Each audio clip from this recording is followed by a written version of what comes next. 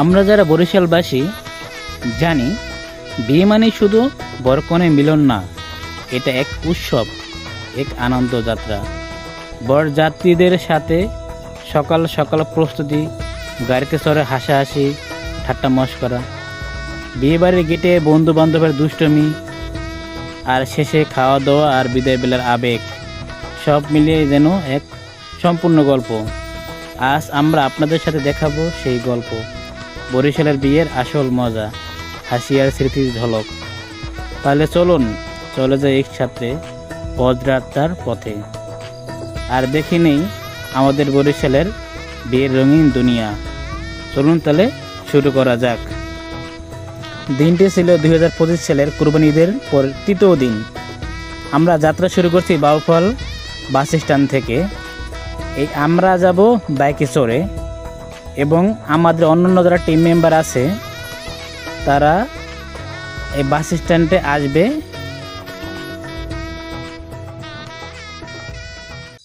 এই যে দেখতে পাচ্ছেন যে আমাদের বাকি টিম মেম্বার, বরের বড় ভাই, বরের বন্ধু বান্ধব, আত্মীয় স্বজন, পাড়া প্রতিবেশী, এবং এই হচ্ছে আমাদের বর, যার জন্যই এত আমেজ। আমরা প্রথমে বাস কাউন্টার থেকে টিকিট ক্রয় করলাম। এরপর বাস চলার পরে কিছুক্ষণ পরে আমরা চলে আসছি বগা ফেরিঘাট। বগা ফেরিঘাট হচ্ছে গিয়ে ঢাকাগামী অথবা বরিশালগামী বাস চলাচলের একমাত্র পন্থা। এই বগা ফেরিঘাট দিয়েই প্রতিদিন শত শত যাত্রী বাংলাদেশের দক্ষিণ প্রান্তের উপজেলা, বিশেষ করে বাউফল, দশমিনা এবং গলাচিপার জনগণ বা লোকজন আসা যাওয়া করে। আমরা কিছুক্ষণ বাইক চালানোর পরে আমরা চলে এসেছি লেবুখালী পায়রা সেতুতে। এই যে দেখতে পাচ্ছেন সামনেই পায়রা সেতু এসে পড়ছে। এখন আমরা পায়রা সেতুতে নির্ধারিত টোল ফি দিয়ে আমাদের যাত্রা আবার নতুনভাবে শুরু করব। এখানে বলে রাখি, মোটরসাইকেলের জন্য টোল ফি মাত্র 20 টাকা। আমরা টোল ফি দিয়ে আমরা যাত্রা শুরু করলাম। যেহেতু রাস্তাঘাট একটু ফাঁকা, তাই আমরা একটু সাই করে বাইক চালানো শুরু করলাম। আমি নর্মালে হাই স্পিডে বাইক চালানোর পক্ষে না, বাট রাস্তা যেহেতু ফাঁকা তাই একটু চেষ্টা করলাম, একটু গতি ওঠানোর চেষ্টা করলাম। এবং এই যে দেখতে পাচ্ছেন যে পায়রা সেতু, এটা কিন্তু আমাদের দক্ষিণ বাংলার গর্ব। কারণ এই পায়রা সেতু দিয়েই কুয়াকাটা, পটুয়াখালী এবং আমাদের দক্ষিণাঞ্চলের মানুষের যোগাযোগের অন্যতম মাধ্যম হচ্ছে পায়রা সেতু। পায়রা সেতু পার হয়ে আমরা চলে যাচ্ছি বরিশালের 0 পয়েন্টের দিকে। রাস্তাটা কিন্তু খুবই সুন্দর, এবং আমি কিন্তু একটু হাই স্পিডে যাওয়ার চেষ্টা করছি, যেহেতু আমাদের অন্যান্য যারা টিম মেম্বার আছে তারা বরিশাল 0 পয়েন্টে আমাদের জন্য ওয়েট করছে, তাই আমরা দ্রুত চলা শুরু করছি। এবং কিছুক্ষণের মধ্যে আমরা চলে আসলাম বরিশাল 0 পয়েন্ট।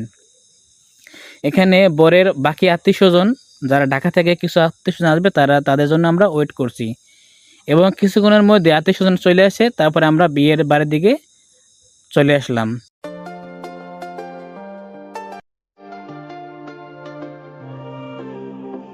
এবং আপনারা দেখতে পাচ্ছেন যে একটা গাছ পড়ে আছে, কারণ কিছুদিন আগে আমাদের এখানে একটা ঝড় হয়ে গেছিল। এই ঝড়ের কারণে কিছু গাছ ভেঙে গেছে, তার একটা নিদর্শন আপনারা নিশ্চয়ই দেখতে পাচ্ছেন। এবং বাড়ির অন্যান্য লোকজন তারা বরের জন্য ওয়েট করছে। এবং দেখেন বন্ধুরা, কি সুন্দর একটা খাল, গেটের সামনেই এত সুন্দর একটা খাল, আসলে মনোমুগ্ধকর। আমাদের বরের গাড়ি এসে পড়ছে, এবং এখানে কিন্তু আসল মজা বিয়ের। বিশেষ করে বরপক্ষের সাথে কোনো পক্ষের যে গেটের যে একটা দামের বিষয় আছে, সেদিকটা এখানে ভালোভাবেই দেখতে পাচ্ছেন। এবং বিয়ের যে গেটে আনুষ্ঠানিকতা, এগুলো সুন্দরভাবে সম্পন্ন করছেন। এবং ছবি বিনিময়, হাসি ঠাট্টার মাঝে গেটের যাবতীয় আনুষ্ঠানিকতা শেষ করলাম। এরপরে আমাদের পালা হচ্ছে গিয়ে খাওয়া দাওয়া করা। যেহেতু আমরা অনেক দূর থেকে আসছি, এবং আমাদের আবার খাওয়া দাওয়া করে বিদায় নিয়ে তাড়াতাড়ি যেতে হবে। এই জন্য আমরা নির্ধারিত টাকা পেমেন্ট করে খামের মধ্যে পেমেন্ট করে আমরা চলে গেলাম বাড়ির ভিতরে। এবং বাড়িটার নাম হচ্ছে কি চকদার বাড়ি। আমি কিন্তু ভাই জীবনে এরকম নাম শুনি নেই। চকিদার বাড়ির নাম শুনছি, বাট চকদার বাড়ির নাম কখনো শুনি নেই। যদি আপনি কেউ শুনে থাকেন তাহলে কমেন্টস করে জানাবেন। এটা হচ্ছে গিয়ে বিয়ে বাড়ির প্যান্ডেল এবং আমাদের খাবার যাবতীয় ব্যবস্থা কিন্তু এই প্যান্ডেলে করা হয়েছে। এবং আমাদের যার যার পজিশন মতো বসে গেছি। আর উনি হচ্ছে বরের পজিশন বরের জায়গায় বসছে, আর আমরা যারা আত্মীয় স্বজন আছি তাদের সবাই তাদের নির্ধারিত জায়গায় বসলাম। এবং প্রথমে আপ্যায়নের জন্য শুরু হচ্ছে কি শরবত।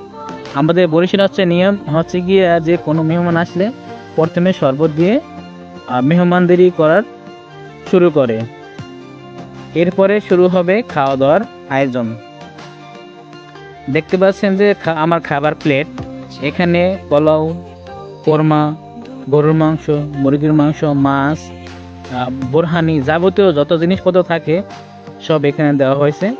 আমরা আমাদের প্রয়োজন মতো আমরা খাইলাম। এবং খাবার দাবার যদি বলি, খাবার দাবার মান আলহামদুলিল্লাহ যথেষ্ট ভালো। আমাদের বরিশালের খাবার দাবার কিন্তু মান অনেক ভালো। আপনারা দেখতে পাচ্ছেন যে এটা হচ্ছে বরের প্লেট, অর্থাৎ বরের জন্য নির্ধারিত যে প্লেট দেওয়া আছে সেই প্লেটটা এখানে দেওয়া আছে ইলিশ মাছ, আনাম ইলিশ মাছ, আস্ত ইলিশ মাছ এবং আস্ত মুরগির ডিম, চিংড়ি মাছ এবং কাবাব, আর অনেক কিছু দেওয়া আছে। আর এই হচ্ছে গল্পের মূল নায়ক নায়িকা, এদের ঘিরেই আমাদের আনন্দ। এখন বিদায় বেলা, আমরা যেহেতু অনেক দূরে যাব এই জন্য সংক্ষেপে পরিচিতি পর্বের পরেই আমাদের বিদায় পালা। এই যেসব আত্মীয় স্বজন এক এক করে বের হচ্ছে বিদায় দেওয়ার জন্য। প্রথমে আসছে বর, তারপরে অন্য আত্মীয় স্বজনরা একের পর এক নেমে আসছে আমাদেরকে বিদায় জানানোর জন্য। এবং এখানে কিন্তু বলে রাখি আমাদের বরযাত্রীর পরিমাণ কম, 40 জনের মতো হবে। এবং বাকি যারা আত্মীয় স্বজন আছে তারা কিন্তু সব এই বাড়ির। আপনি যে এখানে যে চিত্রে যে মানুষগুলো দেখতে পাচ্ছেন তারা কিন্তু আমাদের বিদায় জানানোর জন্য আছে। এবং এক বিদায় মুহূর্ত, এক অন্যরকম আবেগপূর্ণ একটা অবস্থা। এবং বর কনে সহ বাকি যে আমাদের টিম মেম্বার আছে তারা এই মাইক্রোতে উঠছে। এবং আমি এবং আমার ভাইরা যিনি আছেন মোহাম্মদ জহিরুদ্দিন, আমরা চলে যাব বাইকে। আমাদের বাইক স্টার্ট করলাম এবং চলে যাচ্ছি আমাদের বাড়ির দিকে। বন্ধুরা, কেমন লাগলো আমার ব্লগটি অবশ্যই লাইক, কমেন্ট এবং শেয়ার করে জানাবেন। এবং এটা যেহেতু আমার ফার্স্ট টাইম ব্লগ